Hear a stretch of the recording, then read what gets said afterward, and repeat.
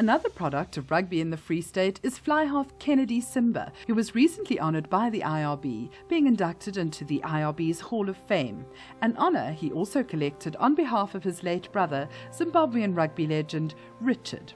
Sala and Blue Label Telecoms hosted the event on behalf of the IRB. It's a great privilege for me as Vice Chairman of the International Rugby Board to make this special presentation to Kennedy Tsimba.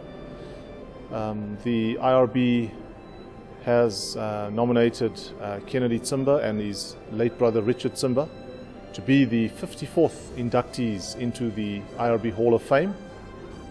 In terms of South Africa and Southern Africa, we only know of 6 past South Africans who have made it into the Hall of Fame. The Tsimbas bring that tally to 8 now and are the first to come out of Zimbabwe. I think for Zimbabweans in general, the Tsimba brothers made the black population to believe that rugby is not a sport for whites, it's for everybody.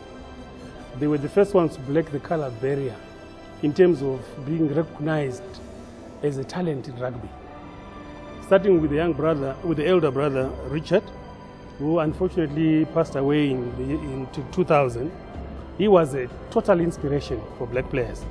If you recall, he was one of the first black players for the country in 1987, participating in the World Cup for the country. And his brother, who was inspired by his elder brother, being the first black captain.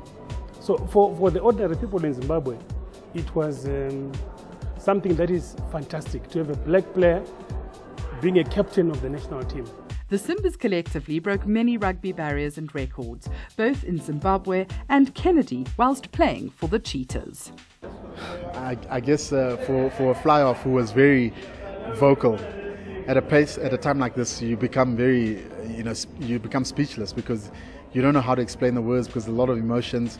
I mean, I was really touched by the gesture, and it's emotional because for years I wanted to play with my brother. We never had a chance to play together, and now to be inducted together, I mean, this is the pinnacle, Well, the very important phase now is that I would obviously like to be as an ambassador for African rugby, to go and promote the game in the smaller nations, and work with the all organizations that are trying to get out there.